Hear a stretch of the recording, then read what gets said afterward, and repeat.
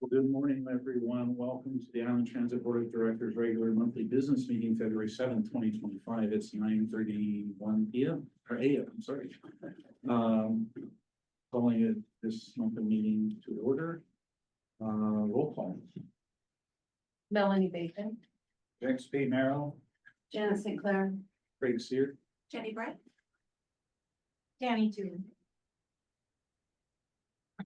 Jill Johnson. Joined the meeting.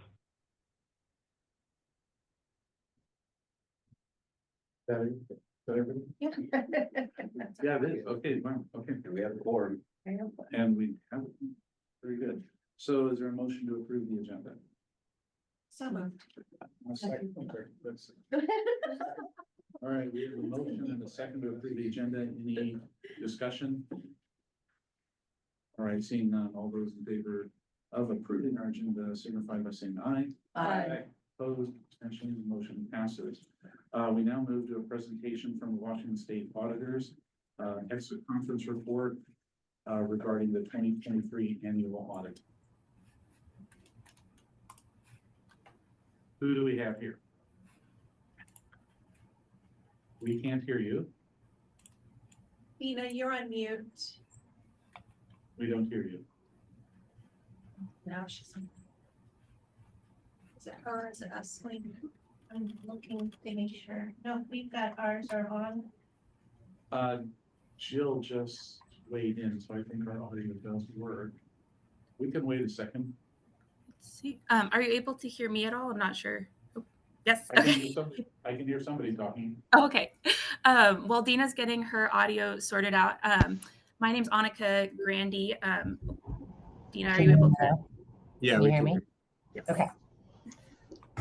5 speaker options, so apparently just had to pick the right one. So myself, Scott Hilton, and Annika Grandy are all here to speak. Annika has a presentation that she was hoping she can share. I'm not sure if somebody was able to pre-authorize her to share her screen. Perfect. There you go, Annika. Okay. Sorry for that. Do you want to switch it, Annika? We can see a presentation. The presentation notes. Let's see. Sorry about that. Not. Sorry. Oh, there we go. Does that? Yes, perfect. Okay, so I appreciate just the extra moment for setup. I apologize for that. So we are here, as you mentioned, representing the Office of the Washington State Auditor, with this meeting serving, or this presentation serving as our exit conference. So this is the meeting, as many of you are aware, at the end of our audit, where we just want to talk about the audit that we performed, make sure we're talking about any of the results, so that we are available and accessible to answer any questions, provide any additional information that's helpful for each of you in your different perspective roles. As I mentioned, my name is Dina Garza, and I'm the audit manager over the team based out of Bellingham that performs the audit each year. And then both Scott and Annika will each be presenting a portion of our information. We have the PowerPoint, and that is going to be our main focus, but it is supplemented by a packet of information that we emailed on, and I believe is in your board packet. So we will reference where those two intersect. Annika, on the next slide, before I hand it over to the team to talk more specifically about the audit, I do like to just pause and kind of lay the groundwork for our intentions today. We recognize that as we're talking about the audit, we're talking about the results, and that those results, that they matter, that they have an impact on Island Transit and potentially each of your prospective governments. And so it's really important to us that not only our interactions, but our presentation cover the 3 main goals that are on the slide for how we conduct our audits. The first is that we as an office have a vision of an increased trust in government. Audits bring a lot of validation into processes that are happening, and as an independent third party, let the public know what we're seeing, which is a lot of good in government, and that's really the story that we want to tell. It's important to us that that our goal is not what we call gotcha auditing. Our goal is to support the transit and the operations that are happening towards approved efficiency and effectiveness. And so we do that whether It's the tone of recommendations that we're making or passing on guidance, trying to share what we're seeing around the state, just trying to be a resource and support all the due diligence that we're seeing in the day-to-day operations. So hopefully that's what you experienced, but it's definitely our intention for today. So at this point, I will go ahead and hand it over to Scott if he is available to start talking about the accountability audit, one of the first audit types we had. All right.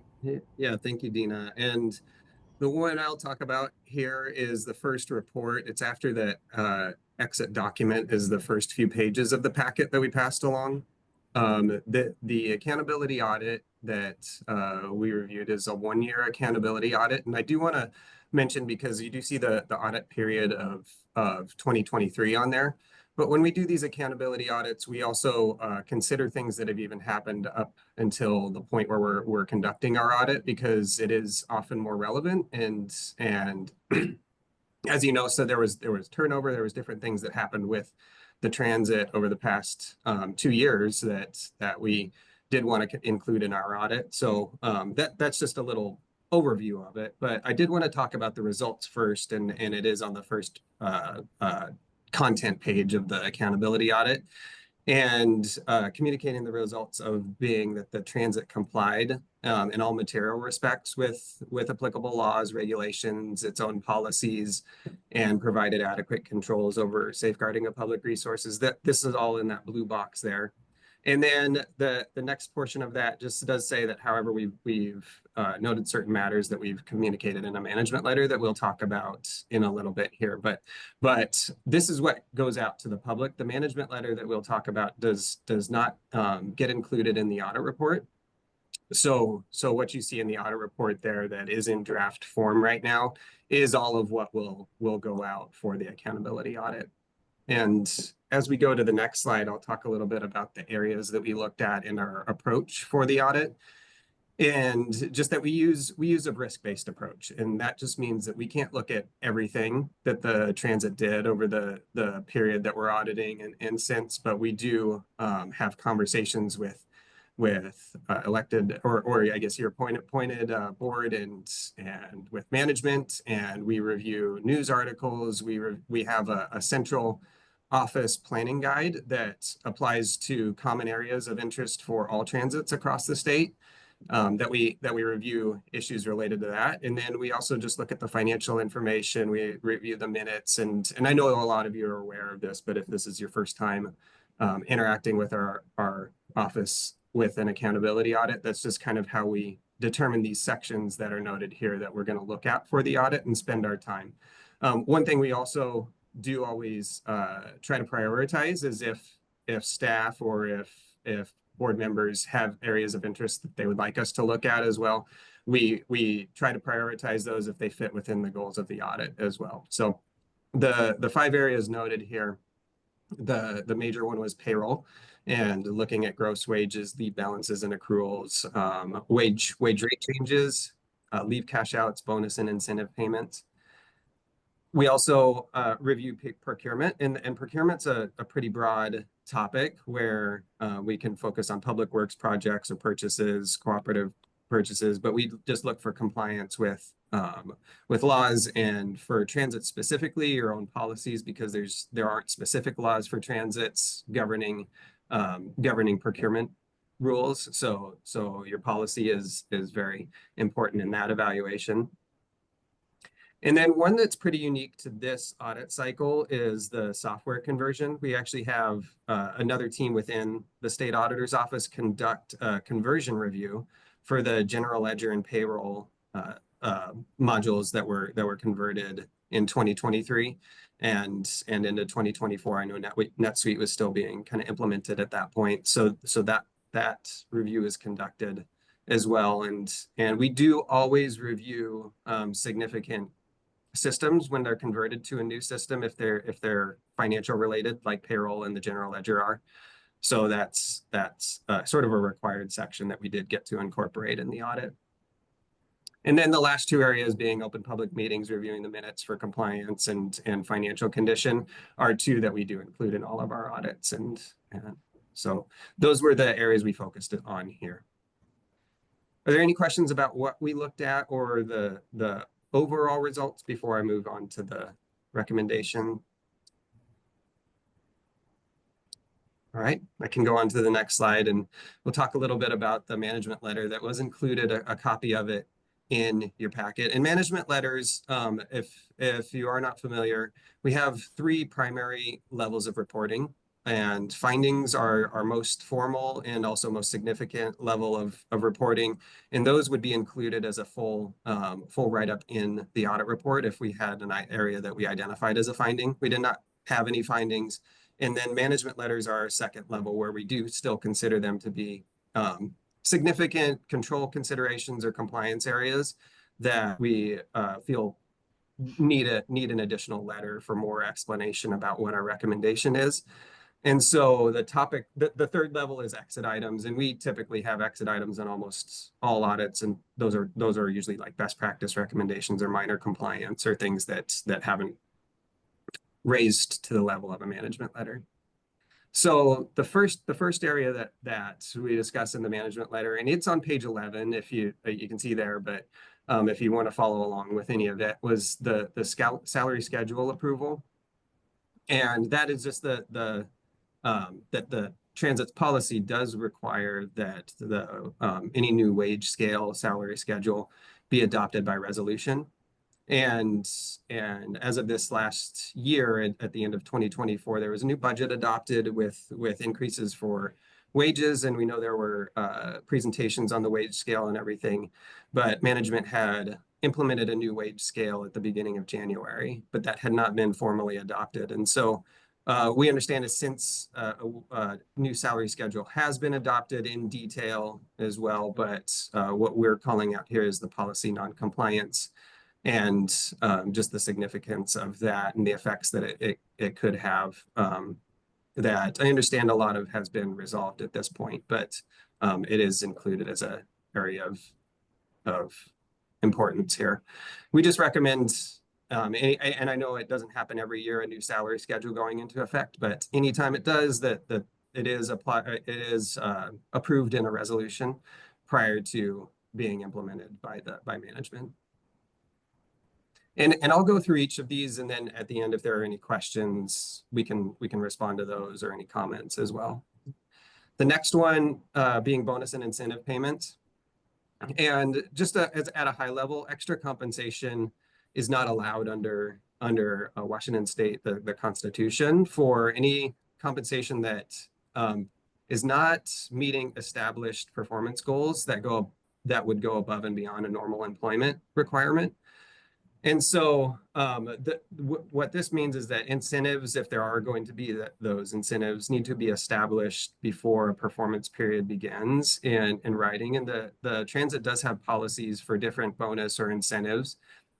However, the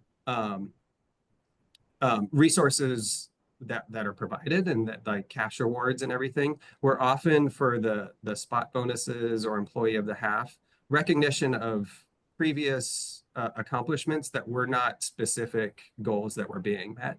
And so we could explain a little bit more about the details of that, but just noting that under those 2 plans in 2023, there was about $10,000 of bonuses paid out that we consider to be unallowable under the Washington State law. So another note we did have is that there are other programs that the transit does have, and these are may still be active policies that are not for cash awards, but are for like tokens of appreciation, which most likely in most cases that's fine as long as it's like a de minimis type of token. However, some of those don't explain like a dollar limit on that can be spent on an award, and so that leaves it open to be exploited in a way that wouldn't know what the top dollar limit could be given an award. So just keeping an eye on those as well. So we would just recommend reevaluating those recognition programs to ensure that they are for established performance goals that can be measured, that are known ahead of time, and can be acted on in that way. So the final part of the management letter is procurement. And it's related to procurement, but also to contract management and some of the bidding requirements. I'll say a lot of it relates to policy compliance, as we noted earlier, is the guiding principles for transits because of the lack of state laws in some areas related to procurement. But some of it is also just related to the lack of documentation that we were able to obtain, either if it wasn't retained or just or wasn't. It may not have been retained, but we didn't get copies of contracts that were signed by the vendor for two separate projects that are noted in the management letter.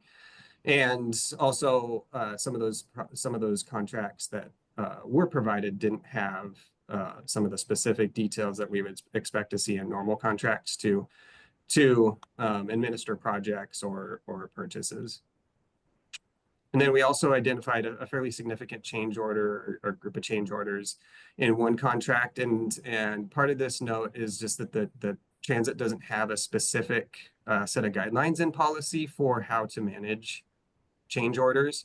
So an approval process or just any other guidelines related to that. So that's part of the recommendation as well.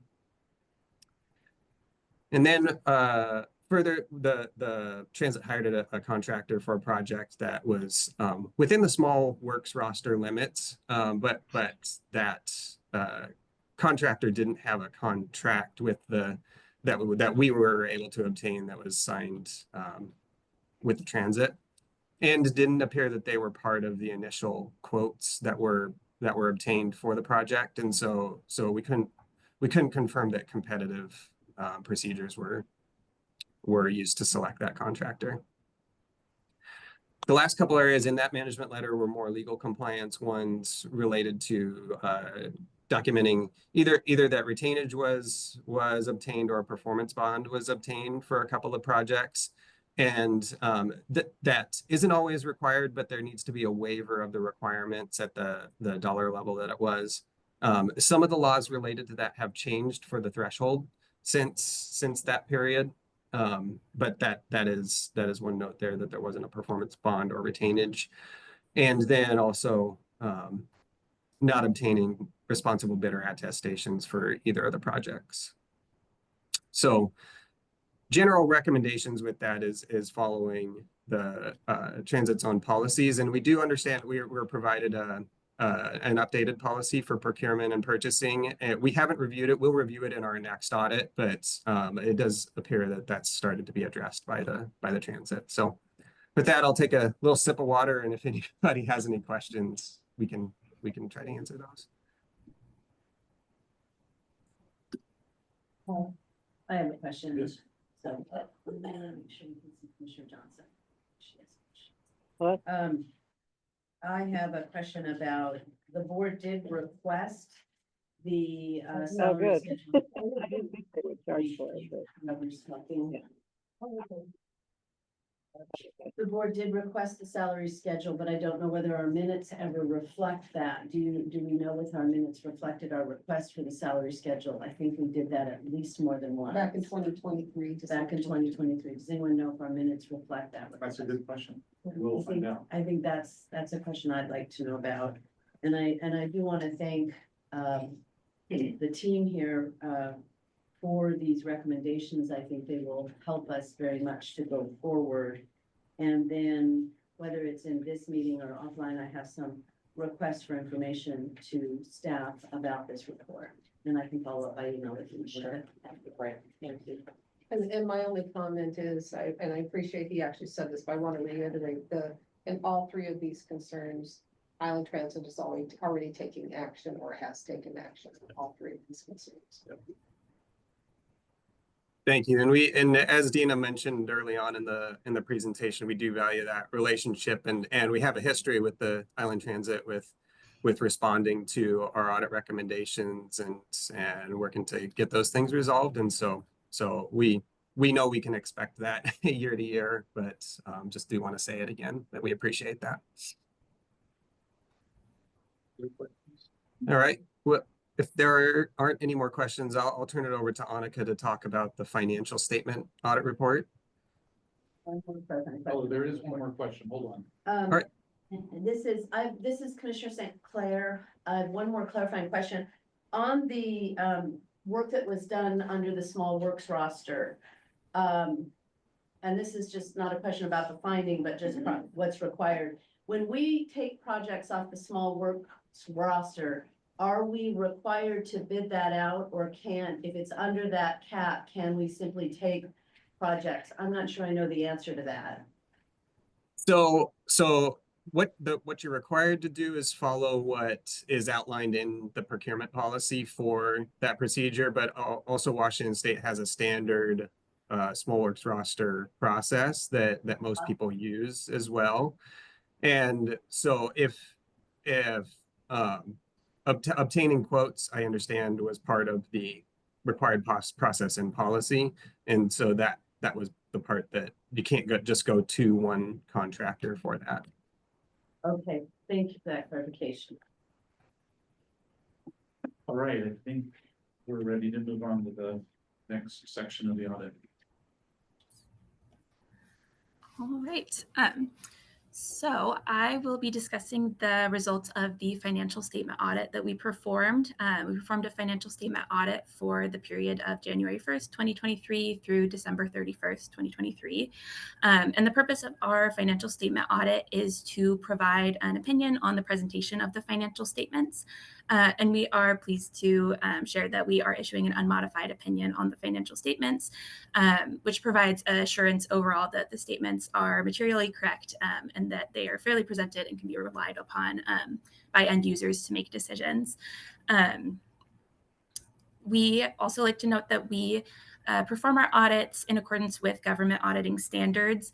And there are a few things that government auditing standards require us to communicate in addition to that opinion. We, as part of our audit, are required to gain an understanding over the transit's process of preparing the financial statements and the controls that are involved in this.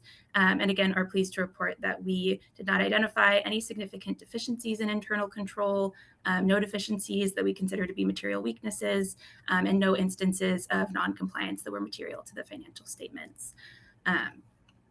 We, in addition, or just to elaborate a bit more on the material misstatements, again, we are required to communicate if we identified any material misstatements, and again, are pleased to note that we did not identify any material misstatements during the course of the audit.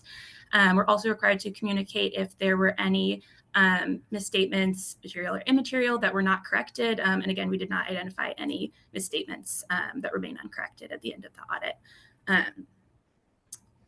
We as well, per the auditing standards, are required to communicate a bit more information on some specific areas that we review. These areas will change year to year, but the two that we specifically looked into with this audit were management override of controls. And so this consists of a review of the journal entry process, just being that can directly impact the financial statements and the presentation and the balances. And as well, for this audit cycle, we also looked at, there was a new accounting standard implementation by the Government Accounting Standards Board. And this new implementation, referred to as GASB 96, is regarding the calculation and reporting of subscription-based IT arrangements. So any software that the transit uses, which are not owned by the transit, but that they subscribe for. So it's just some differences in how these are to be calculated and reported.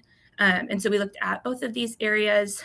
We did have a couple minor exit recommendations in both of these areas, just regarding the journal entry review process, as well as the calculation and reporting of the software arrangements. But exit level recommendations, which I have a little bit more information here on this slide. These were overall recommendations that are immaterial to the financial statements and their presentation, and we've already communicated them to management and have already noted steps being taken to address them, specifically in the calculation of those software arrangements. And with exit recommendations being immaterial as well, we also just like to note that these aren't referenced or included in our audit report that's published online. So with that, I will just take a minute here. Does anyone have any questions about the financial statement audit? I'm not seeing any questions in the room. Last chance. Looks like we don't have questions in the room. Jill, are you have any questions? She does not. I think you've been very thorough in what you've presented. Thank you. And if any questions do pop up before the end of our presentation as well, feel free to jump in and ask them. So with that, I would also like to take a minute here to pause. And we always like to thank the Transit for all of the work that you all have put into the audit. We would like to specifically thank Paul for working with us so closely as the main audit contact.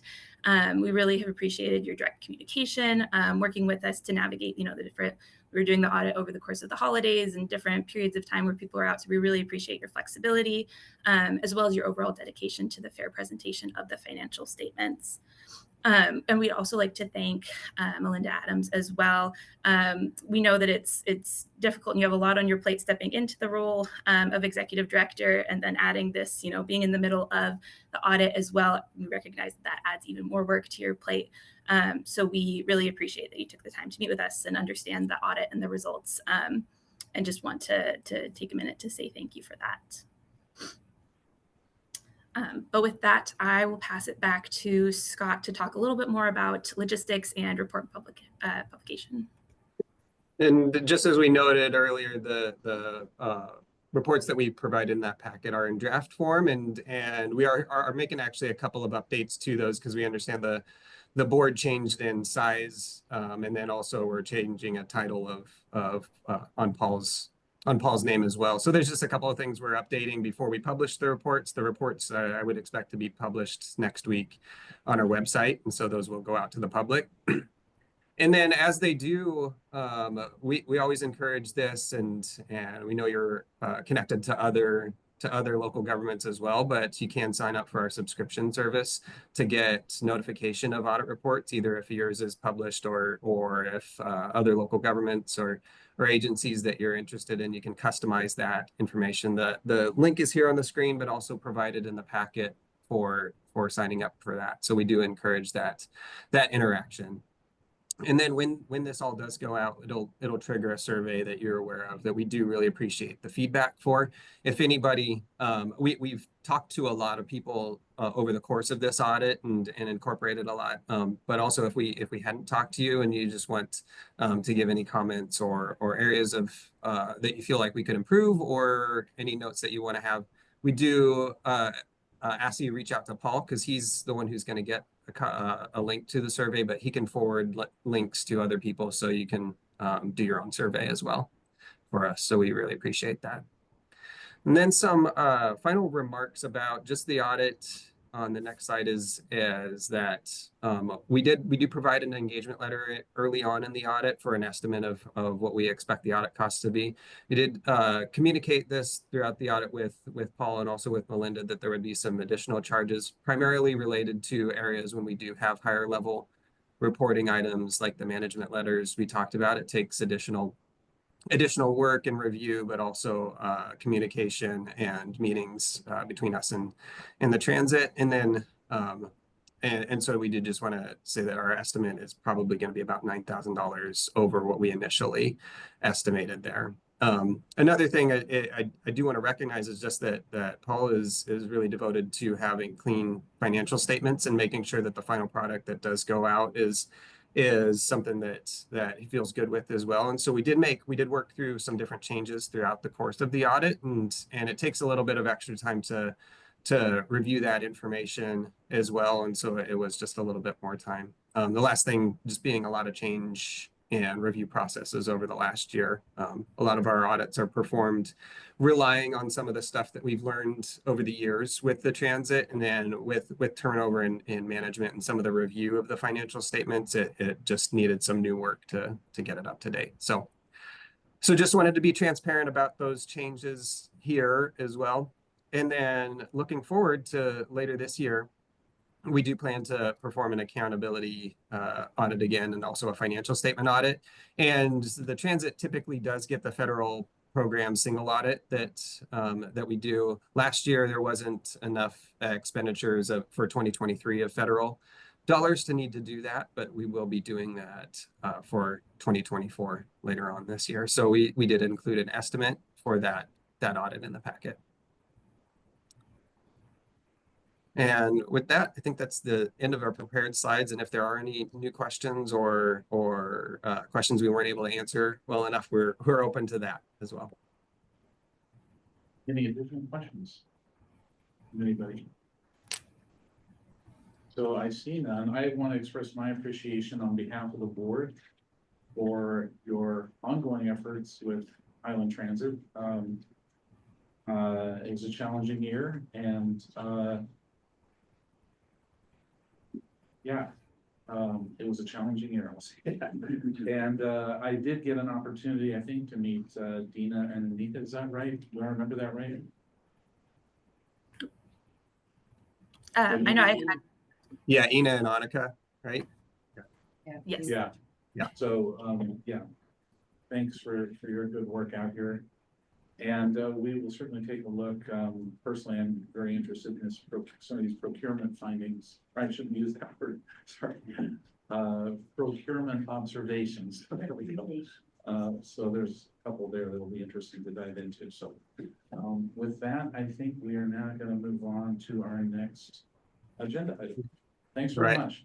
Well, thank you. Thank you all. Thank you. All right. We completed the presentation from the Washington State Auditor's Exit Conference Report, and now we are moving to a consent agenda. Is there a motion to approve the consent? I move to approve the consent agenda as presented. Second. Does anybody want to remove anything from the consent agenda? All right. All those in favor signify by saying aye. Aye. Opposed, abstentions. The consent agenda passes. Now we'll move on to public input and comments. This is a time that we set aside for members of the public to speak to the board about subjects of concern or interest, or items not already set aside for a public hearing. Comments are limited to 3 minutes. Public comment may be ended or modified if the comments become disruptive and are not germane to the business at hand. Input requiring a lengthier comment is best submitted in writing. I know we do have public comments. I recognize your name is Tom. Is there another as well? I think we only have one. Is there any other public comment? I think you. Unless there's somebody on. Is there somebody on the? No one on it. All right, no one online. Take it away. Thank you. I'm Tom Vanderwerk. We live down in Clinton, been on the island for 20 years, I guess. The material background to what I'm going to make comments on today was provided to the board on Monday, I think it was. So this is a 3-minute quick elevator pitch, as they call it, right?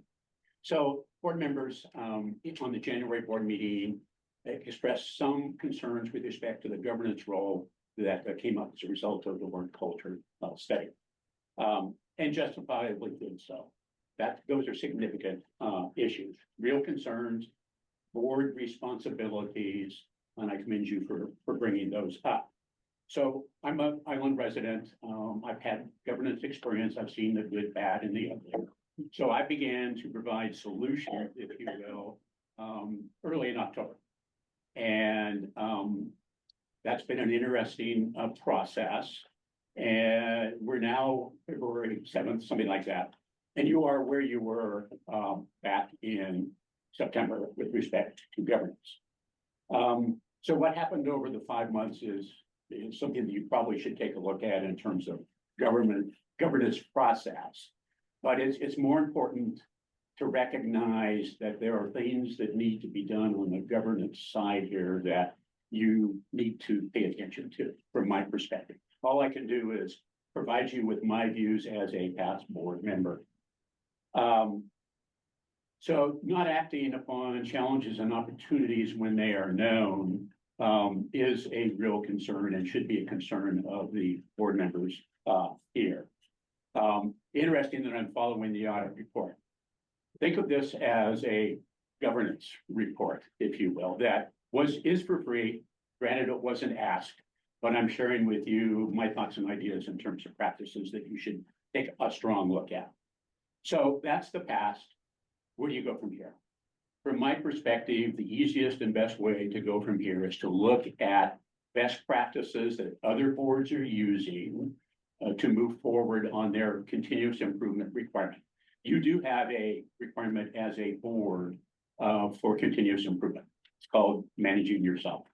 I would, if I was in your shoes, take a look at those best practices that are out there and select those that work for you, i.e. make the greatest impact, implement them and go forward.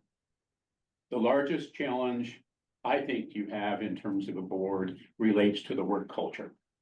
Pointed out back in September, it's not a governance role to top down what your values should be, but it is a governance responsibility to ensure that those values and the behaviors that address those values are being done well within the organization. So culture change starts with a directive from the board, but it starts with the employees. What type of an environment do you want to work in as an employee? I'm leaving you with a document, resource document that I use, which I think is on the second handout there. I'm going to provide it to you. You use it as you wish. It's free. There's no tag-ons associated with it, but it allows a board member over a 10-minute process to look at best practices, flag those that can make an impact for you, send those in, let them be collected by the board, let the board make a decision based upon member input. What are the greatest impact practices that you can implement in the shortest period of time? So that overview is provided in the second document that I provided behind. Thank you. Thank you. 3 minutes? Yes. Good. Thank you. Very good. Other comments? Do we have comments on Monson? None. In the room, last call. Appreciate it. All right. Thank you. Now we are moving on to our first business item. Each year, Island Transit goes through a process of essentially reorganizing the board. Matt, is there anything you want to bring forward before we go through this? No. Okay, so business item number 1 is the election of the 2025 Island County Public Transportation Benefit Area Board of Directors Chair, Vice Chair, and Secretary. So I'm going to open nominations for the Chair of Island Transit, and I would like to nominate Councilmember Jenny Bright to be the Chair for 2025. And I second it. Second. Do you accept that nomination?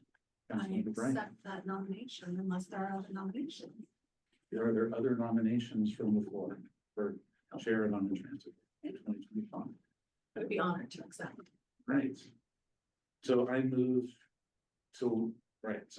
to nominate Jenny Bright to serve as the chair for the 2025 Island Transit Board of Directors. I just have a point of order on this. Yes. The way our business item number 1 is written is as if we're doing a slate. If we separate each one into individual resolutions, do we need to change the numbering so that it reflects we're going to do them each individually, or do we have to do a slate?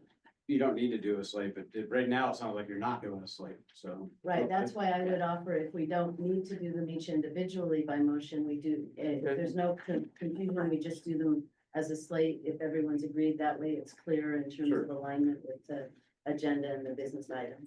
All right, let's, first, Thank thank you you. very much. So now we're going to move on to the vice chair. I open the floor to nominations for vice chair. I nominate Commissioner St. Clair. Do you accept the nomination? You a second? Second. Second. All right. Are there other nominations for vice chair? I see none. All right, so now we move on to secretary. So And I open the floor to nominations for secretary. I nominate Jim. I go by James. James, I apologize. I nominate James. This would be a great way for him to learn more about Island Transit. I'll second that as the longstanding secretary. I'm happy to mentor you in the extraordinarily difficult job. Thank you. Mhm. Okay, are there other nominations of the floor for this extraordinarily interesting and difficult job? I don't see any. I think now that we have come to a point, we have Jenny Bright as our chair. We have Jen Sinclair as our vice chair and James Camaro as our secretary. We need a motion all up, or what do we do here? Okay, To, I second the larger motion, so thank you. super. All right, any further discussion? All right, all those in favor signify by saying aye. Aye. Opposed, abstentions, we now have a new officers. Could I clarify my comment? Megan does such an extraordinary job supporting this board that's showing my job as past secretary is never problematic. I don't want to take it lightly. It's just that we have extraordinary steps. We really have great stuff. I'll step up to it. I mean, I'm She's retired from the awesome. Navy. I'm eager to do it. Excellent. Very good, thank you. All right, I think we're moving on to business item number 2 right now, selection of the 2025 Island County Public Transportation Benefit Area Board of Directors representative to the Island Regional Transportation Planning Organization Executive Board. Do we have a volunteer? I have a question. So in the past, we had a board member represented IRTPO.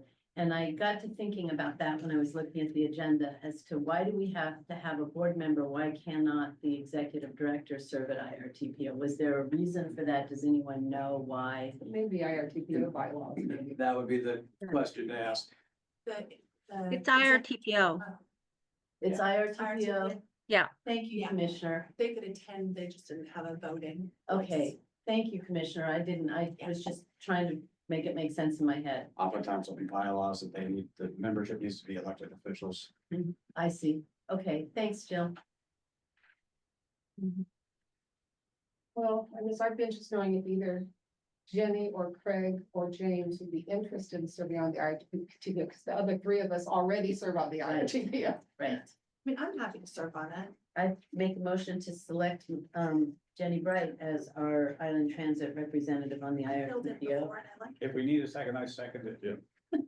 There we Notice go. there was a half a second between saying she was really impressive. All right, any other, I just like having the chair. any other volunteers for the position? Any discussion? All right, we're gonna move on to voting this motion. All those in favor signify by saying aye. Aye. Opposed, abstentions, congratulations. Member Bright. Thank you. All right, business item number 3, selection of 2 Island Transit Board members to serve on the 2025 Finance Committee. They need volunteers, and actually I would like to volunteer James Merrow to be a member of the Island. And I would like to continue on Yeah. the finance. As So chair. something you're going to do, so. May I connect with you about the details of this later? Sure, Okay, I'd be pleased to serve. Great. as long as you ask lots of questions and drive it all crazy. Just trying to get it right. It's a monthly meeting. Okay, that's fine. Yeah. Oh, we have a question. How many members can be on the finance committee? 3, I You would. could have the 3. You could just have have the the 4. 3. Are you raising your hand? Well, I'm pretty good at finance. She's very good at finance, actually. I would love for her to be involved.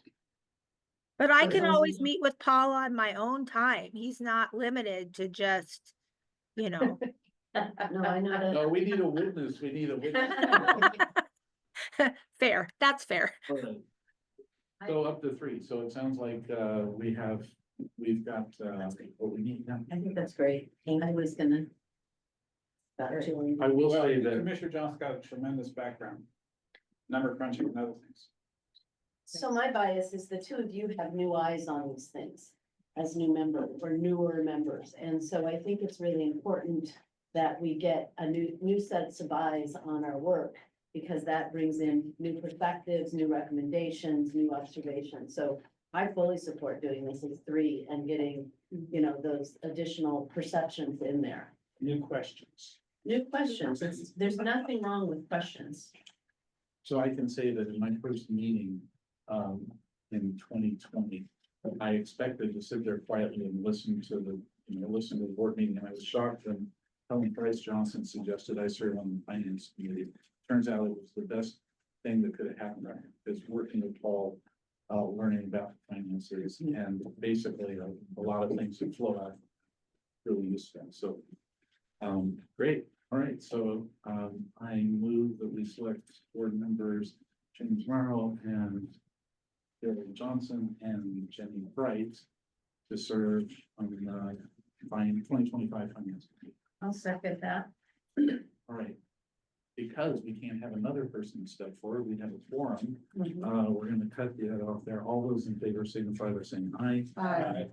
Opposed, abstentions, motion passes. Business item number 4. This is resolution number 4-25, adopting an anti-discrimination and harassment policy superseding resolution number 11-19 that was effective, and this will be effective February 7th, 2025. I'm not, it says Melinda's name on it, not me, it doesn't say Melanie, it says Melinda. So Melinda, want to speak to this? I can speak to this briefly, you bet, and answer any questions that you have. In coming into my role as the new executive director, I have reviewed our current anti-discrimination and harassment policy as we moved forward to have all of our staff review and resign, and I saw that it needed to be updated. So we borrowed from the city of Everett and we put it through the appropriate channels through Shannon Phillips for review, as well as Matt Hendricks. Made a few tweaks on it. So the policy that you have in front of you is current and up to date. We will be having Summit Law come in on February 12th and 13th to train all of our, myself, all of our managers and all of our supervisory staff. We will have an annual mandatory anti-harassment training. What was So, the date again? Sorry. February 12th and February 13th. And that'll be ongoing. Yeah. That's very hard. That's great. Yeah. Any questions? Observation, may I make an observation? Certainly. Yeah, which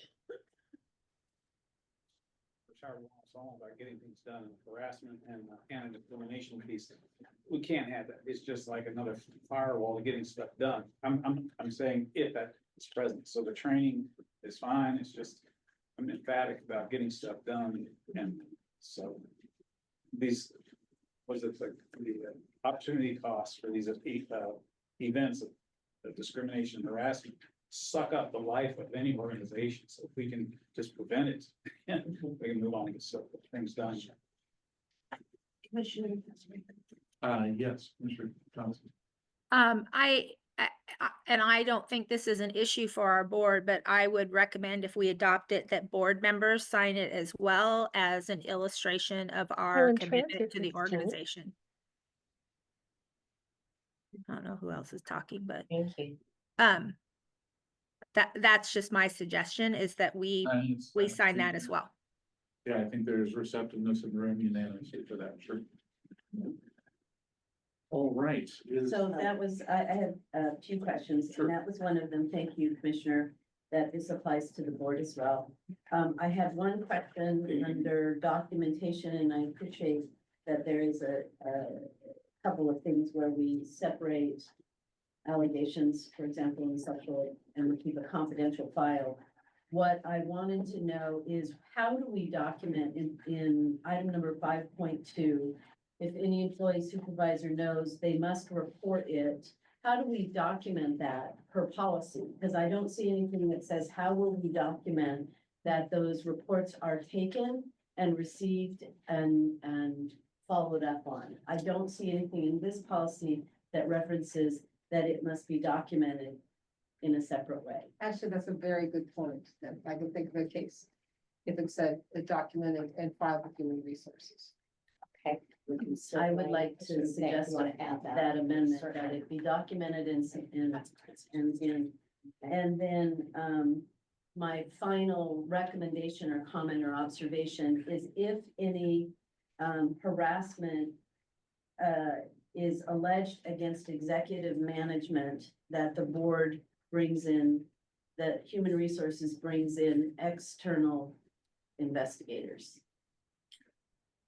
Because if HR is doing it and it was an allegation, hopefully will never happen. of our executive team or board, there is a power differential. And so I would recommend that any allegations against board or executive leadership be investigated by an outside. Well, actually, should we direct that to the board chair, who then, Yeah, I'll take suggestions on how we do I this. think that would be, and then theoretically, that would be an issue worthy of an executive session, and at what point? you Okay, have the legal so guidance. how do you say that will happen and not go into a black hole to be? Well, I would say similarly that normal complaints go to HR, that a complaint to the executive director would go to the board chair. And any complaint against a board member go to the board chair? Well, that's a different kettle of You see fish. where because we're saying that this board is gonna sign on this, right? Right. So, perhaps you have a board chair or vice chair, you follow the No, same yeah, hierarchy. Board chair, And I'm vice not chair saying is that I have appropriate. any worries about Craig, Yeah. I'm just trying to. You could say, yeah, board chair or vice chair is appropriate. So I have individual experience in another organization with regard to this question. And it was the same identical principle.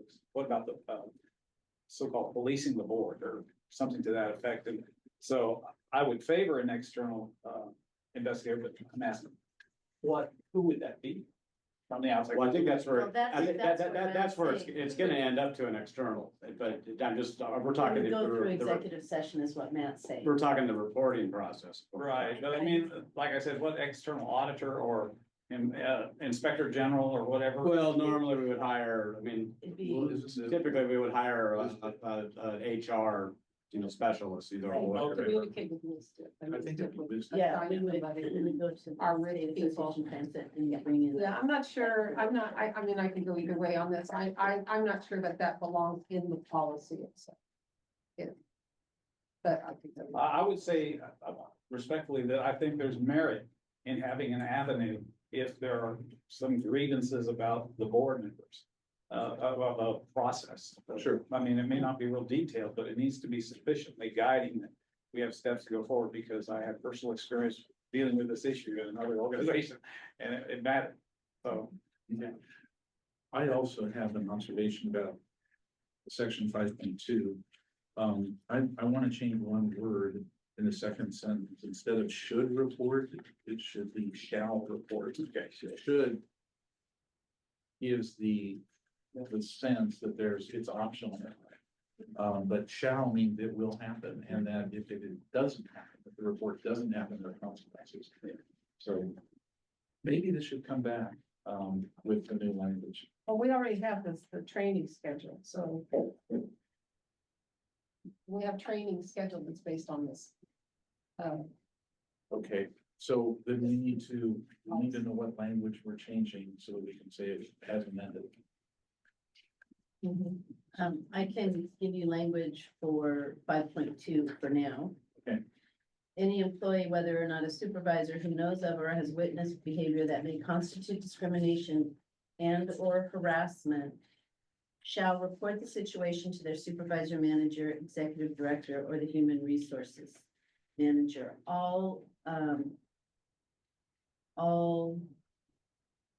What's the word? All Complaints. thank you. All complaints will be documented and submitted to human resources. That would be my suggestions for 5.2. Yeah, or filed with human resources. right. Documented and filed with human resources. Yes. All right, great. And Any other- then do you add to this section of 5.2 or 5.5, any investigations related to executive leadership shall go to the board chair? Any complaints? Any complaints? So would this be the next add-on to 5.2? I'm asking my colleagues. Right. Any complaints regarding executive leadership shall also be submitted to the board chair. And any complaints regarding board members shall be submitted to the board chair and or vice chair As appropriate. as appropriate. That might be a 5.7 then. That's what my question is. Do you want to include it in the 5.2 where we talk about filing complaints, or add it as a separate board? Separate. Separate from- Okay. Did someone capture what I just said? I didn't write that. Meg did. Okay, thank you. And there's a recording, so. Yeah, that's what I So we're meant. we're covered there. Always covered by. Can we verify that Meg got that? I'm sure she did. It's recording. We're gonna re-listen to the minutes, but it's all recorded and I can work my way through it. And then Celine's also in there, ears on the ground, so to speak. So we'll get it as Thank you so much, guys Meg. needed. All right, so we're creating a section 5.7 with the language that Commissioner Sinclair provided. Yes. James makes a point that in any complaints against board members or executives, do we need to include that they shall be investigated by an external entity? I think that would, my preference would be that would come probably to executive session to determine the correct action. Okay, so More than likely, but I agree. that makes sense to me. So it would not be put in writing. I wouldn't send a train out of the station if it wasn't necessary, That's so. right. Thank Okay. you. It could be, she parked in my parking place. Right. What, and it's also, it incurs costs outside of budget. Oh, Session that the executive team should follow, and that, I appreciate the thinking though. All right, so we're creating a section 5.7, and we made a one-word change in 5.2 from should to shall, so. We made one word change and added will be documented and filed with. All right, any other edits, comments? I don't think I see any in the room, and Commissioner Johnson does not have her hand up, so I think we're ready to go. We need a motion. So I move to approve resolution number 4.25, authorizing the adoption of an anti-discrimination and harassment policy as amended, which is attached as amended, which is attached as Exhibit A. And incorporated into this resolution by this reference, superseding resolution number 1119 and effective February 7, 2025. I second. All right, any further discussion? I just have a quick question. How are the employees' participation and completion of this being documented? There will be sign-in sheets to document their attendance at the training. It is mandatory. So we will have to come up with, if there's an absence, how that's going to be delivered. Our intent is to have the annual training for all levels of supervisor managers, but then we are also going to be bringing online training in for the balance of staff to be done with computers. But we will do that by sign-in sheet, and then we will also have a new policy with a sign-in sheet that will then be placed in their personnel file. Thank you. Yeah, you bet. All right, any other comments? All right, seeing none, so all those in favor of the motion as amended, signify by saying aye. Aye. Opposed, abstentions, motion passes. Now we'll move on to business item number 5, authorization to enter into firm fixed price contract not to exceed $763,000 with Goliath Mechanical to upgrade our HVAC system. Trump. Right to the podium. Good morning, everybody. Good morning. Pete from the Facilities Manager and Interim Capital Projects Manager. This is for upgrading the HVAC system, the admin, maintenance, and refueling building. This was approved in the budget for 2025. 2023, Island Transit retained Tri-West Engineering to survey and report the conditioning of our mechanical system and the findings. The heating, ventilation, and air conditioning system review was included, scope of work, and the things that are needed. The admin building will be upgraded with $63,800. Maintenance phase, the building will be $575. And the refuel building will be $62,500.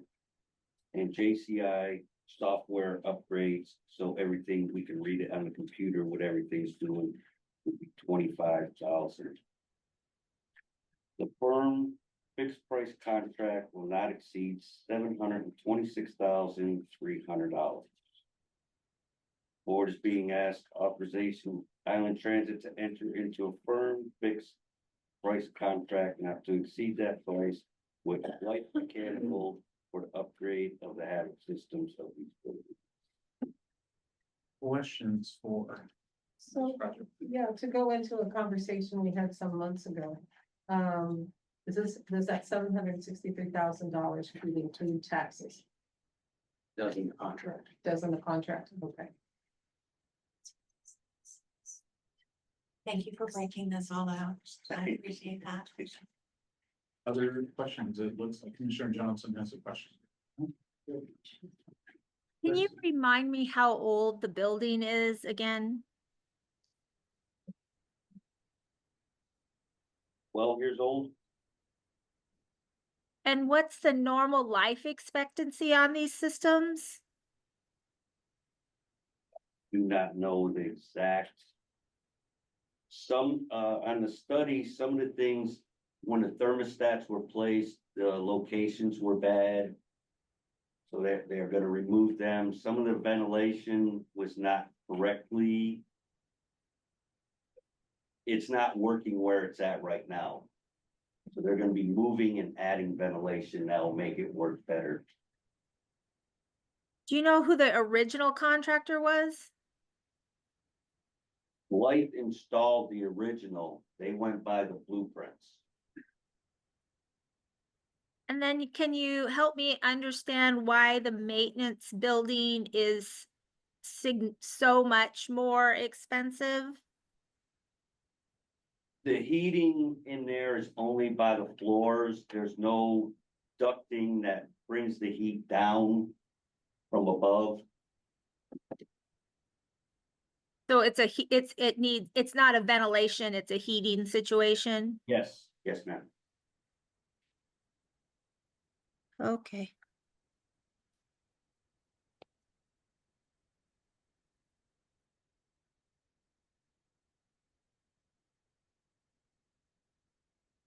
Yes, I had a question. I don't know, maybe just older, but the fixed term price not to exceed 726,300, and then below it under recommendations, the 76,300. Are these as firm fixed price contract? Am I missing something that these are not the same numbers? Are they supposed to be? On the packet they're up with. The briefing pack has two separate numbers given to us. I think the recommendation number was from the original presentation. Yeah, that is, Yeah. that's a The misprint. 726 is lower than the original presentation. So the recommended, Apologize, that's my oversight. Okay, so the actual number is 726,300, is that right, Pete? Yes. Okay. I have a question, in the 2025 budget, there's a remodel of the refueling building. Changing the footprint of the refueling building, correct? Yes. So how does this project interact with that project? This project is for outside the room, where the fueling stations are, Yeah. not for the inside of the room. And so, if I recall, there is no heating up there right now in the outside bays, is that right? No, there's none. Thank you. That's. There'll be a warmer winter next year for those guys, Yeah, next year. next year. So when do we Yeah, think, when do we think the contractor will be on site and starting? within the next 2 months. Okay, Well, I'll have firm, once the contract is signed, they come on site to talk through. Then okay. Right. Yes, sir. I have a question, following our earlier presentation. We have before us one bid. What was our procurement process to get to this bid? RFP went out with, Civic Engineering went out with RFP out, and this was the only sole bid. It went out online, everything. So we had only one responsive bidder to our RFP. Thank you. Commissioner Johnson. Are you? Yes, okay. I mean, how hard is it to hit a button? I was glad Commissioner Sinclair asked the procurement question. I guess I have a follow-up question on procurement, and then I had another question. But my understanding on like construction related projects is you have to take the low bid. And I thought, I'm not, I thought there was a requirement that I didn't think you could take just one, like you had to have multiple bids and you were obligated to take the low bid. And so, I want to double check on the rules related to that. Like, if they were the only provider, I mean, should we go back out and see if we can get another bidder? Or I don't have any concerns about this particular company. I do have concerns about the fact that I thought construction related issues were the sealed envelopes and then the open bids at the same time, that was the process used for that type of procurement. And maybe I'm misinformed on that. Matt might When you know, don't- someone else might know. When you only have one, then you need to go through some sort of an cost analysis if you're getting a fair and reasonable price on it. I'm assuming that was conducted on this. I was gonna say, I can speak in generalities with procurement with an RFP. It allows you to then negotiate price if you have more than one bidder. But you are correct, under FTA regulations, if we have in this case would be a sole source, because there was only one bidder, there would need to be a cost price analysis done. And I would have to look to staff to ask if that was, and if not, it's still something that can be done, but depending upon our current procurement policies, we need to be following those indicated. Yeah, I'd have to look on that. This was done before I took over. So we do need, before I can take action on this in good faith, I need to see that process that Matt outlined completed, which that we have done a cost price analysis on the sole. Well, it's technically not to split hair, it's not technically not a sole source. Sole source is when there's one unique person that can do a unique job. Oh, So yeah. this would be a Sorry single bid about my situation, language. but it's actually, that's That being was not- technical, but it's. Okay, sorry about my language. So Point it still sounds stands. like we're uncomfortable moving forward. I just, You're gonna ask staff we to- haven't done our due diligence. That's our whole learning. So Bill Bill- still had more questions. Oh, I'm sorry, Commissioner Johnson. And then I didn't understand the answer to Craig's question, and maybe I didn't understand the question, but I for sure didn't understand the answer. So when we approve the expansion to the maintenance area with the break room and all of that additional work, which I thought was pretty expensive, we're gonna do, there's HVAC work included in that building expansion. I guess I didn't understand the answer to the sequencing, why we wouldn't do that build out first and then have all of the HVAC work done, why we would hire separate entities, because it seems like that break room would need to connect up to the main system. Now, again, not a contractor, but if I don't ask tough contracting questions, life is hard for me at the golf course. So I need to be tough on the contracting construction question. Okay, so let me just modify your question slightly. It wasn't the maintenance facility, it was the fueling building that you're asking about. Now, you said maintenance, it's the fueling building at the far end of the drive, or the. That we're putting the facility. lunchroom in? Yeah. Yes, Okay, but your question's a valid one, and I'm gonna look to Pete to address it. Yeah, the heating system that's in that little room now will suffice for even that bigger room. So there won't be additional HVAC costs for the Inside. for the Correct. inside for the remodel. The heating changes are external to the break room, not internal. They're outside the building. She looks very confused. Well, This is gonna. She come may be back. remembering the way I remember it, which was I thought that that was part of the problem with that space was that it was cold.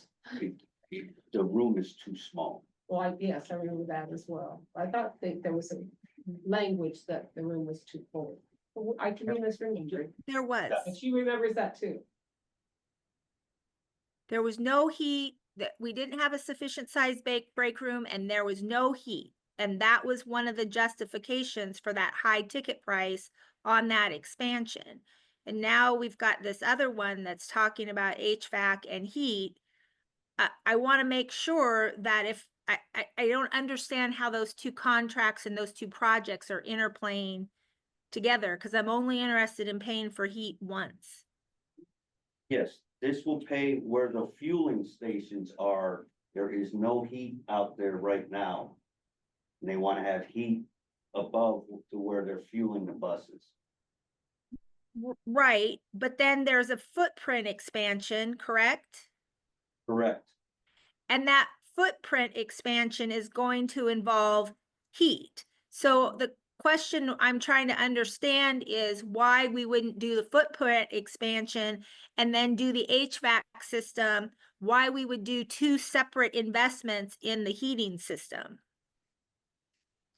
What I heard from Pete a minute ago was that the existing heat in the smaller footprint will have enough capacity to heat the larger footprint. Is that correct, Pete? Correct. I think Jill's question still is germane and important to ask her, and since we have to bring this back because of the due diligence on the cost analysis, I suggest you bring back a review for the board of the remodel on the break room with it, so we can answer the questions of why are we doing two things at the same time or not? We have an opportunity, since we have to bring this back anyway, to fully address Craig and the chair and Commissioner Johnson's questions when we bring back the due diligence. I have a clarification question, please, Pete. So when I am out there in the bus wash / fuel, Yes. I'm understanding that this project is to bring heat overhead to that exterior area where the buses are going to for the bus wash. The smaller footprint that we're talking about, where I went in and they can touch from one wall to the other, right? Correct. That's where we're gonna do a build out, and I'm understanding that the current heat in there will suffice for the build out. Yes. So is it two separate heating systems? Yes. I just wanted to get that pictured in my mind. So Thank other you. questions for Pete? This was quite useful. Thank you. We'll see you Thank next you, month. Pete. All right. All right, now we move on to the executive director's report. Okay. Bit of a shorter report this month. So I'll start with our safety update. Our safety continues to be on the forefront as we order buses. Last month, we discussed the tragedy in King County and the need for safety on our systems. Preliminary information was gathered for driver barriers, and to date, we are preparing to order 2 new hybrid electric buses. And what we have chosen to do is to have mountings pre-installed on those 2 bus orders so that we can move forward with the bus purchase. But we are still intent on including our drivers, safety staff, maintenance and operations team to procure the best options for the barriers. King County has announced recently to retrofit 1,300 coaches, which will make a huge dent in the available inventory as transit agencies nationwide explore these options for protective barriers. But point being is we needed to order the 2 buses. We are not ready, prepared with our team yet to select what those barriers are going to be. But Gillard was able to at least provide pre-mounts so that when we do come to a decision on that, they can easily be retrofitted here. Staff information. So it is my pleasure to introduce the following staff accolades. Employee of the Year on Camino was Dale Martinson. Dale has been an operator with Island Transit for 2 years. His peers revealed that he always has a positive attitude and performs at a very high level. Dale is great to talk to, helpful, courteous towards coworkers and customers alike. He is a true pleasure to work with and goes the extra mile. They say his bus is always clean and organized, which is a great thing to hear. Employee of the half for Huron-Whidbey was Donna Gordon. Donna is an exceptional operator for over 14 years with Island Transit. She always shows up with a smile, has no issues on the road or radio. She doesn't complain, nor do we receive complaints about her. Donna is an inspiration and a role model. I'd like to extend my congratulations to all of those that were nominated as well as selected. We appreciate you. For other staffing updates, we have hired a capital project manager. Sure, Pete's thrilled. I am not announcing his name as he is in process of letting his current employer know, but I will tell you, he has extensive project management experience. He most recently worked on a large inductive charging project involving the city's transportation department, public works, and parks departments. He is remarkable at bringing together A&E firms, contractors, construction companies, local utilities, and both city and county permitting departments. He also lives in Island County, and we are thrilled to have him join the Island Transit team. His tentative start date is March 10th, 2025. This was a huge win in hiring for positions this month. Our human resource manager interviews, the second set were conducted on February 5th. We are in process of scheduling a second interview with one of those candidates. Our operations manager position has been reopened and has a closing date of February 12th. This high-profile position is critical to Island Transit, and we have thus far not found that perfect fit. We may need to seek some outside recruitment assistance for this position, and I'll explain a little bit about that. Moving on to procurement and risk manager for our procurement portion of the program. Our interviews are scheduled for February 12th. We have two very viable candidates, especially in light of our audit report. I'm excited to bring on an internal procurement person that can streamline and really bring our process together as a control factor. Yes. I'm just wondering about that position and the fact that you've hired a capital projects manager and whether you want to allow, since they're starting in March, do you want to allow them to have the opportunity? Because would that position not report to capital projects? I'm sorry, which position? You talked about bringing on a new procurement and risk manager. So does that report directly to you? Okay, and how would they interface with the capital projects manager? I think. Yeah, no. I'm just trying to think about, building your team and whether having that critical new person that's the leadership of major projects, whether they should have any participation, but it is a month's delay, so I can go either way. I'm just asking. Yeah, no, it's a good question. And the reason the procurement manager would not report to the capital project manager or vice versa is that you have so many other procurements that are capital I got going that on. after I asked. Yeah, no, that's okay.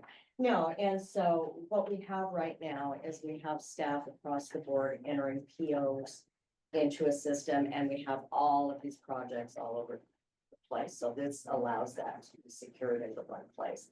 But the procurement and capital project manager work very closely together. That's interesting because the capital project manager, that was one of the questions he had was, who's the procurement person and how do I work that? So it's a good question. Okay, we do have 7 new operators scheduled for new hire orientation on Monday, February 24th.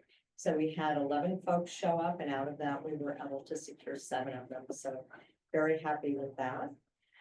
We did receive 2 resignations in January, one who is pursuing their career in healthcare, and the other was a trainee who decided during their rideshare experience that driving was not a good fit for them. I had that too.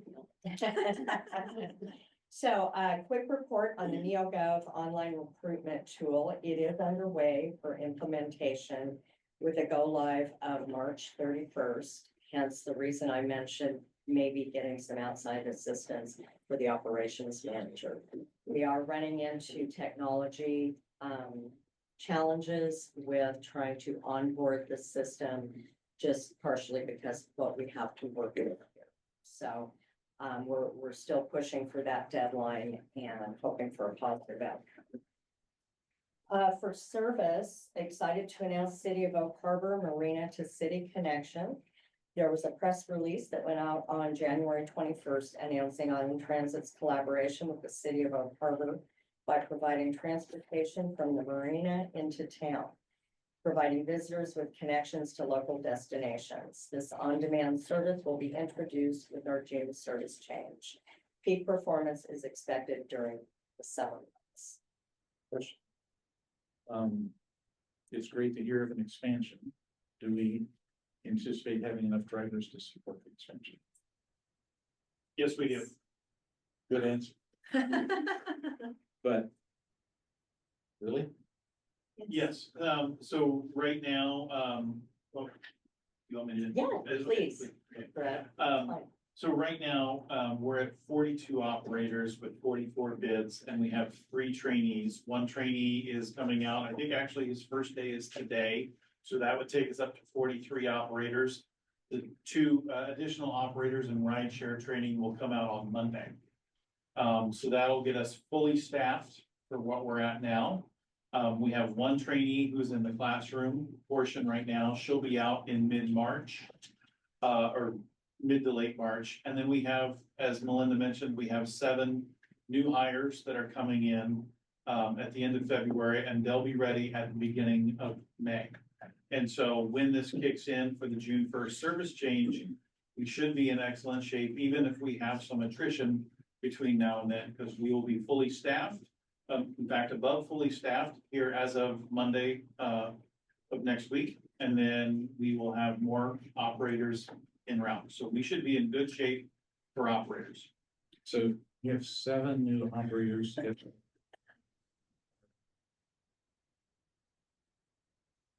Yes. Okay. So, because I know that, you know, the executive director and I talked about some expansion that we feel strongly about on down the Clinton Ferry dock. And that brings, I don't know if I use the term expansion, but you're talking about the community. right. the Clinton Yes, community. which in the service planning that we'll be providing, I think we're going to do a presentation to the board in March. Yes. We are looking at 4 alternatives now, and they all include a commuter. I represent Langley and I commute on that route, so there is strong demand for the return of the Clinton commuter. Yes. Just a quick question with regard to, say, operators, drivers, over the last 2, 4, 6 months. Has it affected our service? You know, have we always been able to make our service commitments up to this time, even with a lack of full-sighted drivers? There are cancellations that happen. Do you care to expand on that? Yeah, the cancellations are much more sporadic. Overall, we have a sufficient number of operators. You know, we do have a lot of folks working overtime.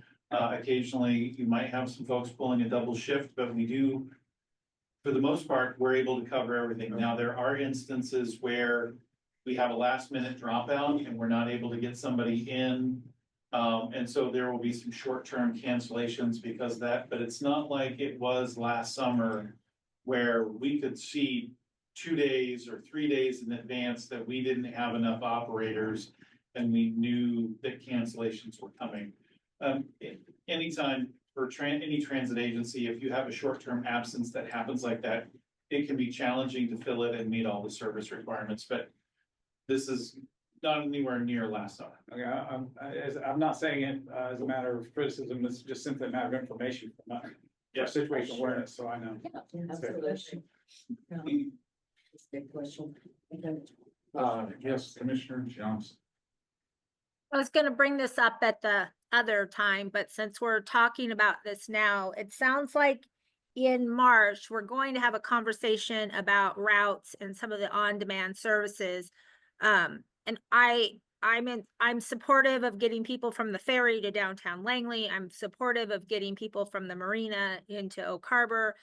I, however, remain extremely concerned about our abilities to meet the on-demand needs of some of our other community populations. And so I think I would be remiss if I didn't bring up the fact that I'd like to have some discussions around some of the populations of people we're serving, how we're serving them in on-demand, whether or not our service levels are meeting their needs, which I would argue they are not. And I might even suggest an executive session about litigation or possible litigation, just in terms of some other conversations I think we need to have around transit behavior. So I'm piling on to this conversation about routes, but I think in March we need to, that's next month, I think we need to be a little more intense about some of the on-demand services we provide for some of the populations. I know for a fact that it's not working for many people with developmental disabilities and jobs. And so before we make it work for people with boats, we might want to make it work for our everyday citizens. And that is the entire reason I'm on this board, and I'm not going to be exceptionally kind about it if we don't figure this out. I think, if I may, oh, I'm sorry, were you done? Yeah. Okay, if I may, I organized our service planning team just last Friday. We had our first meeting. They are ongoing for every other Friday. And who we have on the teams are Brad, we have communications and outreach, we have myself, we have Nathan Schultz, who is one of the planners, and I brought Dee Wells in as our paratransit person, because she is now creating a weekly report for me that shows on-demand performance with our paratransit folks, so that we can ensure that we are in compliance with our ADA and meeting those schedules and seeing if and when on-demand is interfering with that. So I think March is a great idea. We will have more data. So now I'm putting numbers to process. So we did start that last week. Just trying to reassure you that I am looking at that. So speaking of which, our ridership, for January, I told you I would start bringing monthly numbers.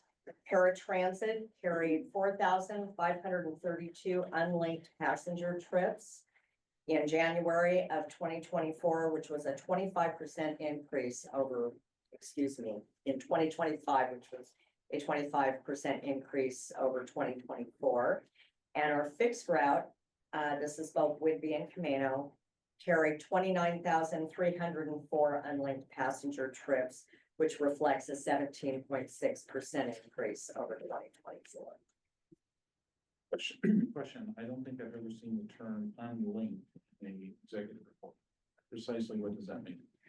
Brad, this is an NTD term, National Transit Database. Yeah, so for the National Transit Database, how all transit agencies are supposed to count ridership is every time somebody boards a vehicle, that is considered an unlinked passenger trip. And so it's a rider.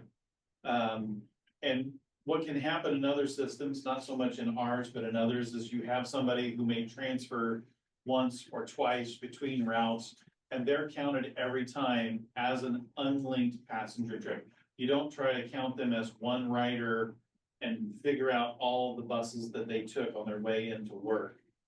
And for instance, so that's where the term unlinked passenger trip comes So in. this is a unique rider data point.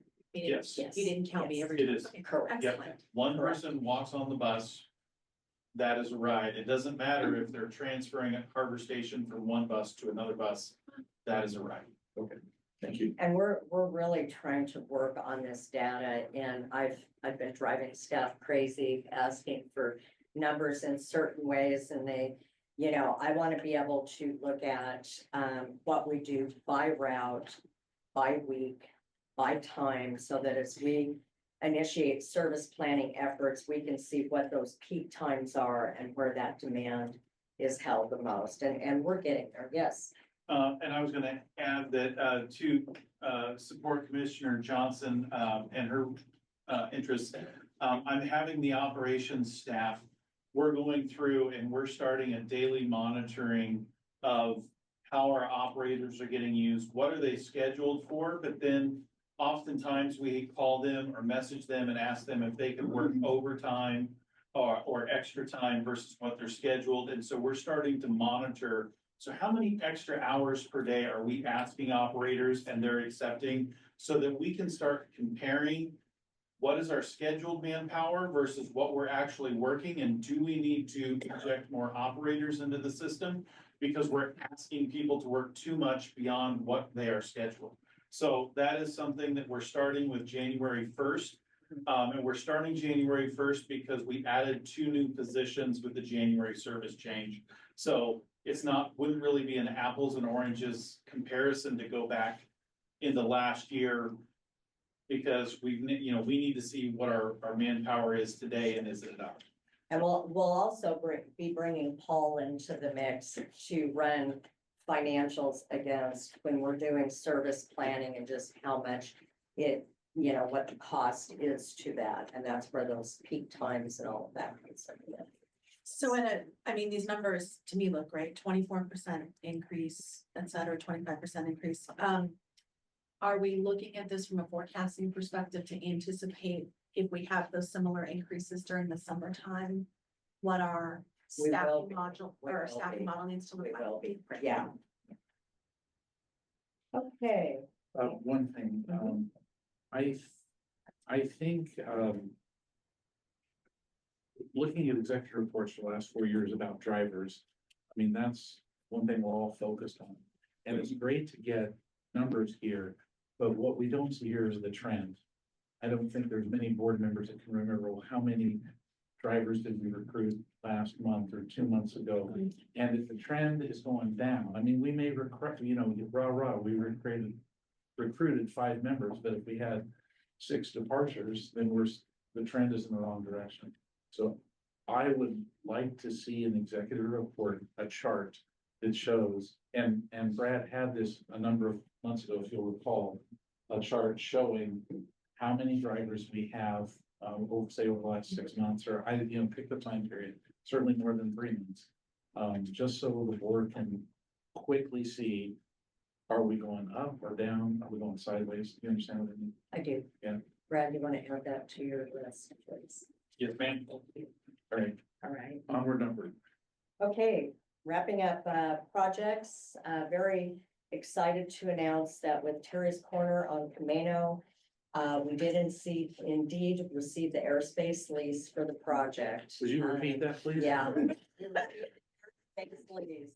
Yay, and I am very excited about that, and kudos to Don Shartok at WashDOT, who really helped move that through the AG's office. That has been 2 years in the making, and we got it done in a couple of weeks, so I was really happy about that. Meg and I did meet with WashDOT earlier this week to discuss the lease and maintenance requirements that they are now asking for. We're going to be reviewing some options with Matt following this meeting. One of the things that I did do in my conversations with staff out at Terry's Corner, over on Camino, when I was meeting with them, was about having the one porta potty that they were sharing amongst 15 to 20 people. And I'm happy to say we have installed another porta potty until we get this project for $168 a month. They need it. They need it. So hydrogen fuel buses, you'll recall the award that we received for these.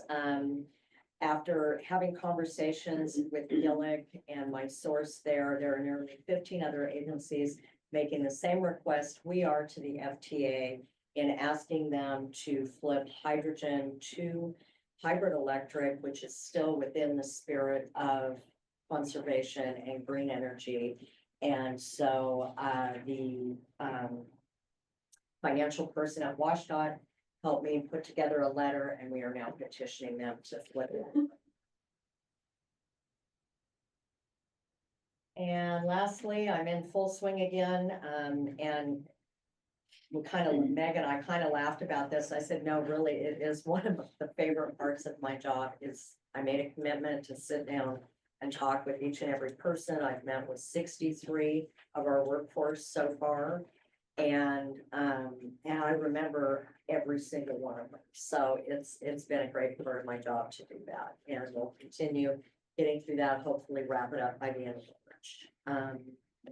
And lastly, I hope you all saw the article on the Whitby News Times about Jackie, who rides our paratransit service, and how she praised Island Transit, you know, really marking the empowerment that gives. And it gives her, as she said in the article, a life full of possibility, health, community involvement. So great job to my team. Thank you all. I have a couple, oh, go ahead. A couple of questions. First of which, was delighted to see the article about Jackie, because she's wonderful. On the GeoGov not being NeoGov not being available until March 31st. Yes. Due to our virtual environment. I'm not gonna say it's totally due to the virtual environment. So we have Stephanie and Joanna Church are both working on implementation. It requires multiple meetings each week as they begin entering the modules and all of the data. We struggle with our environment here to keep them online with NeoGov. Sometimes Teams is tricky, most of the time Teams is tricky. They happen to use Google Meet, which in my office is fine because I have a basically a computer box. But it's proving a little bit more difficult for them. So we're working through it, and it's just, you know, there could be some lapses in time. And then the other question that I have with the report that we reviewed was presented to us today, and then the acquisition of a procurement and risk management human. Yes. Are we considering adding the procurement module to our NetSuite tech stack, or? No, I haven't explored that yet. I just wanted to ask, because I know it is, and I don't. Well, I it know is, currently have we do software. currently use the POs through NetSuite. We But there's a currently we use the procurement function in NetSuite. It's, however, there are multiple profiles, and the procurement profile currently is being governed by Joseph Colston. So that would go to the new person, and they would take on that duty in the workflow. Yeah, I don't remember the on just strictly a procurement module, and I don't think we had that in our contract, so that's why I asked. It's integrated into the bigger software package. Thank you. So, yes, I have a question. Hydrogen-based buses are, as a new technology, very undoubtedly very expensive, and even fueling it. How was it that we ended up with hydrogen fuel bus as an option compared to hybrid electric, which is proven and substantially cheaper, I would expect? Well, it was a competitive grant process that was done prior to me coming on board. And so the staff had applied for, and you're basically ranked higher for different types of technology that you use. Now, that said, there were a number of people, Community Transit is doing a pilot project of hydrogen. It's not working out so well, but you know, this is just something as you go into new technology that you're finding out. My goal is to have us first do a long range plan that coincides with the county's comprehensive plan, so that we know where we're going. Then we're going to update the fleet management plan with what kind of sources we want to use. But in the meantime, we still have to replace an aging fleet, so we're replacing it with the hybrid electric. But the point was they were basically pushing hydrogen as the. Well, they give preferred. you a higher score when you're competing nationally. Right, If you do a zero emission versus like Okay, a hybrid. I understand. You need not say any more. Thank you very much. Actually, We also visited several transit agencies that were experimenting with those technologies, trying to get a sense of whether we wanted to be on the cusp of that or not. And I think as things have unfolded, as Melinda said, it's the search for green hydrogen is taking longer than anticipated. And some of these changes, so the goal is to sort of pull it back in order to continue moving and staying in compliance with our green energy policy that was implemented, but in a way that may be less expense and less risk going forward. Is that accurate? Yes. It just wasn't the fuel source. Talking about from California, so that defeats the purpose. Right. Phil has some questions. I was gonna go to Commissioner Bacon. But thanks. This is a thing that's not on your list, but I'm sure everyone in this room and certainly everyone in this agency shares my concern about the safety of pedestrians crossing the highway between the bus stop and Ryan's house. And I wanted to ask you, Melinda, what's your thoughts about whether or not the IRTPO needs to add to their list of projects at the state to, I'm thinking about maybe lowering the speed limit, you know, the 45 mph that starts when we get towards, lowering that farther down south, and then maybe even putting a crosswalk in. I think the IRTPO, I mean, personally, yes, I think it should be an added project. When I look at the list in the last couple of meetings that I attended, their accident reports that they're basing those projects on only go through 2022. So as an example, there have been 4 fatalities that I have seen just at Honeymoon Bay and Bush Point. Okay.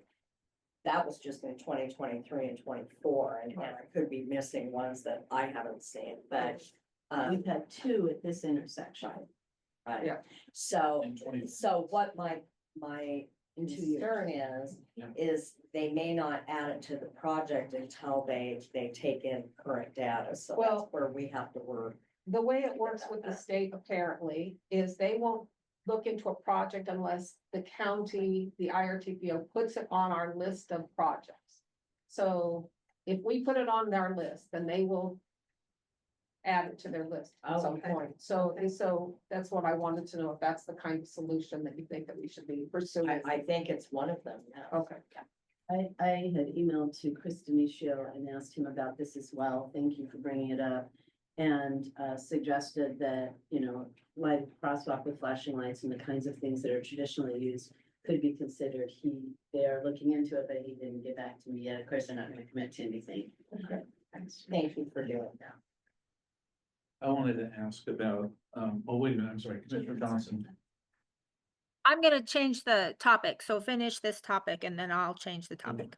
So, in our budget, we discussed the gate on Camino, the safety issue. And I'm just curious where we are with that, procuring that. The contractor I was working with, he was on vacation for a while. He said he will have me updated once the vote on by the 12th. So we'll probably see that in March. Yes. Okay. So we've selected the contractor?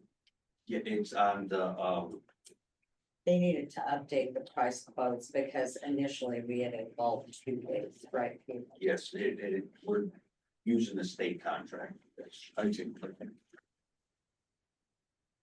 All right, and also, you know, we've heard about the frailty of our computing infrastructure or some aspect of it, and I know that we're waiting for fiber to arrive, so we have some redundancy, and I'm really interested in this topic, so if you don't mind. Okay, so we have existing Comcast fiber service in. And due to a configuration issue on their side, it breaks some of the protocols for us. So I have been working with them for the last month and a half to try to get that modified on our service. Largely because Ziply has not followed through well in terms of getting service into our facility. Originally, it was scheduled for the end of December. And we're still waiting for a number of permits, possible direction, source changes, etc. So we really don't know where Ziply is at this point. And I'm still waiting for the last feedback from the individual that I work with communication. I don't have any solid information, unfortunately. Okay. Haven't been playing, All right. When I looked at our Ziply contract, and again, this is where procurement will come in handy, is we need milestones and timelines to hold the contractors accountable. And I don't know if, I'll share that they ran into something when they were trenching out there and ended up, now they're trying to apply for permits. Is that Well, we correct? don't know. See, that's the problem. Because they're not So they can go communicating. this direction or they can go that direction.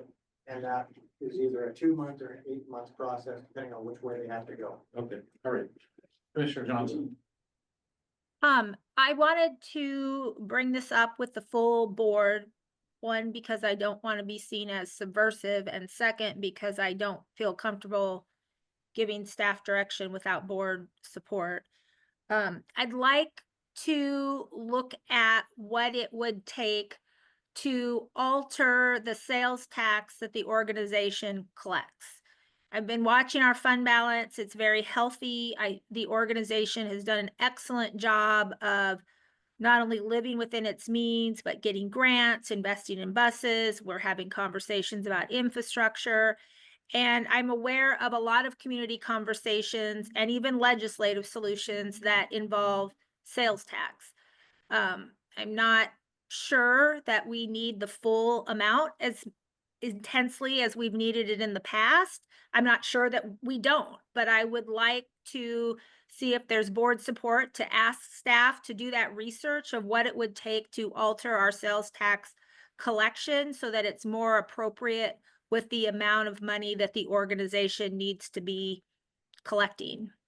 And before I asked anybody to work on that, I wanted to see where the board was, because that felt like something that could get community gossip going. And I felt like the board needed to either say, yes, we're willing to look at that, or no, we're not willing to even look at that. And I don't know what the process is, nor do I have time to research what the process is. I know it would have to probably be voter approved. Commissioner, are you asking to look at the existing sales tax we collect as a public benefit district, or whatever our official title is, thank you. And decide if we need to lower that or raise that base? I just want to clarify what you're asking about. Yeah, I want to know the process for altering the sales tax that we collect. What is that process?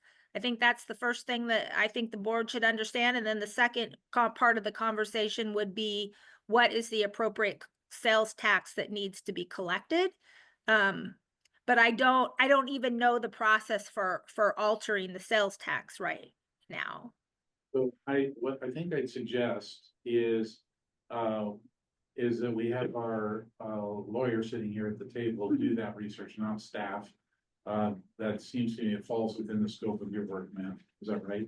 Looking it up right now. He's already on Okay. it. Okay. Well, and I don't mean to have the conversation now. I thought we could have the conversation maybe next month or something about once we found the information, but I just didn't feel comfortable asking for the information without asking for it in front of the full board and making sure that there was even a willingness to look at it. Because if there's not a willingness to even look at it, then it's futile efforts. But if there's a willingness to look at it, then I think I would encourage us to do that. And I just didn't want to move unilaterally. Commissioner Bacon. So I fully support Commissioner Johnson's proposal with this. We tax the citizens on so many things, and we add this sales tax or this increase to a property tax or whatever. And what government very seldom does is go back and say, okay, this sales tax provided a wonderful service for us.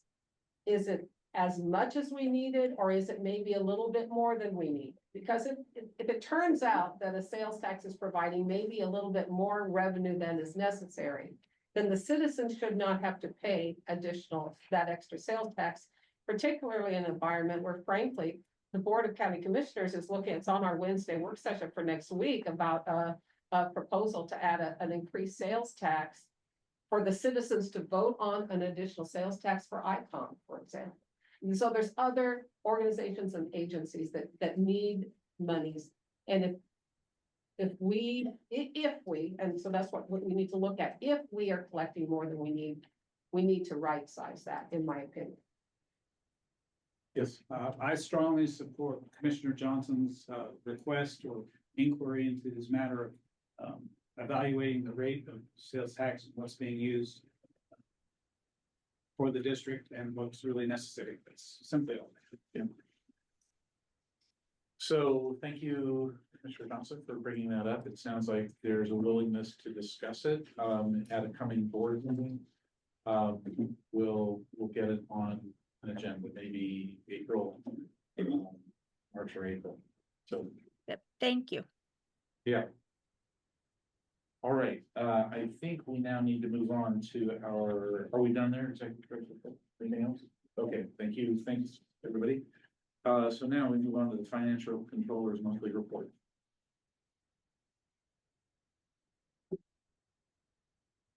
Morning, I'll be reporting on financial report for December of 2024. We reviewed this report at our finance committee meeting, and the director, myself, and the next chair all attended that meeting to review this report. First item is cash sources. December sales tax revenue was up about almost $94,000 or 6.7% over last December in 2023. Next slide, please. If we look at it for 2024's budget versus actual, our December monies collected in October for sales tax was up about $53,000 or 3.61% above budget. What I find interesting about this chart is the green line, where you can see we didn't really, our sales tax did not meet what we had budgeted, or 3% over the previous year, except for 2 months. You can kind of see it. Well, December was one of those months where we exceeded our budget. For the year, we were at 98.56% or 1.44% behind what we had budgeted for 2024. The next slide, please. There was no contract revenue, significant, or any capital grant revenue or other significant miscellaneous revenue in December. Next slide. We look at investment interest and investment interest rates. December investment interest went to about $158,000, was down almost 4%, or about $6,500 from last month, and we have $67 million invested. ICTIP, which is the fund we invest in, was down 23 basis points, or about 7.5%. The chart kind of shows different investment possibilities that money government agencies invest in. The yellow is the ICTIP, the blue is the 2-year treasury, and the green is the fund that we're investing in through our local county government. Next slide, please. Cash uses, December cash payroll payments, about 1.1 million, was up about 115,000 or 12% from last month on a cash basis. We looked at it from an accrual basis. We were actually down about 14,000 or about 1.2% from last month. The difference between those two is really the timing of benefit payments. The accrual number is the one I'm most rely on. When we talk about non-payroll payments, of about 750,000, that was up about 380,000, a little over 100% from the last month. It was due mostly to capital payments for 6 vans. And it was down about 360,000 or about 2.5% from last year, where there were more operating expenses occurred in that last year. Summer capital payments, you can see most significant were the 6 Vanville vans, and then also the HVAC system, which is about $45,000, then other smaller amounts. Cash reserves, our cash balance decreased about $200,000 during December. And what this schedule also shows is changes to other assigned reserves to match the 2025 budget, so that we go into that year linking our signed funds to what our expenditures are going to be. Total cash, was about 69 million. Next slide. Looking at it from a graphical perspective, you can see a little decrease in the total cash balance, since there was about $200,000 decrease. Next slide, please. Budget actual, on the revenue side. Annual revenue ended up above budget goal for operating local grants, interest and miscellaneous. And we have the fortunate ability now to look at for the entire year. Our goal was 100%. Sales tax ended about 1.5% behind our goal, and band pool is very close to that as well. You can see our big winners are the operating grants where we exceeded 100%, and local grants and interest and miscellaneous. So our capital grants, the biggest items, or some of the biggest items in our budget, number 2 and 3, underperformed on the revenue side. So in total, we were about 80% fulfilled on the revenue side in our budget, actuals against our budget. Next slide, please. And on the expense side, annual expense ended far below budget. You can see it was about 50% of what we had budgeted. Insurance and subscriptions were on target. Communication supplies exceeded our goal, and then we were below on all other categories. Next slide. That's the end. Any questions? Any questions? Any questions from Commissioner Johnson? I don't see who there she is. I don't see a hand up. I see you're shaking your head. So thank you very much. Thank you very much. All right, so we are now moving into executive session number 1. This is an executive session to consider the selection of the site for the acquisition of real estate by lease or purchase in the public regarding such consideration of private light these price RCW 42.3.1101B. Thank you very much to all. Do we have any staff members staying for this? Yeah. No. How long do you need for this one? 10 minutes, 15 minutes. I would ask Jeff how long this presentation is. Jeff? So thanks for asking. I would say my presentation is about 5 to 7 minutes, give or take. I can scale it up or scale it down. Thank you.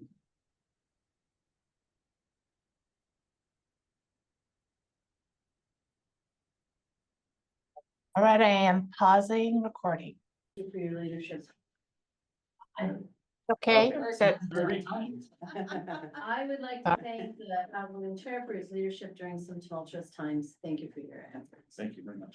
I second that. I didn't make a motion yet. All right, so there is one other thing I want to mention, and that is if you have time, and I know some of you definitely don't, but there is, if you do have time, I suggest you follow me out to the maintenance facility where you can meet Dana. Dana is a 50-ton tow truck that arrived from Arizona, and I'm telling you, it is impressive to see. So I'm going to walk that way. I hope you'll be. I'll be pleased to. I Okay. have no other obligations right now. So I also want to say that this is my last board meeting as chair. And I have really appreciated every board member's support, and I should add also Matt's support and Shannon's support as we move through and address some very difficult challenges over this past year. And I'm grateful to Island Transit employees who pulled together and kept transit services rolling this past year. And with that, we now close this meeting at 11:51. Sorry. Thank you.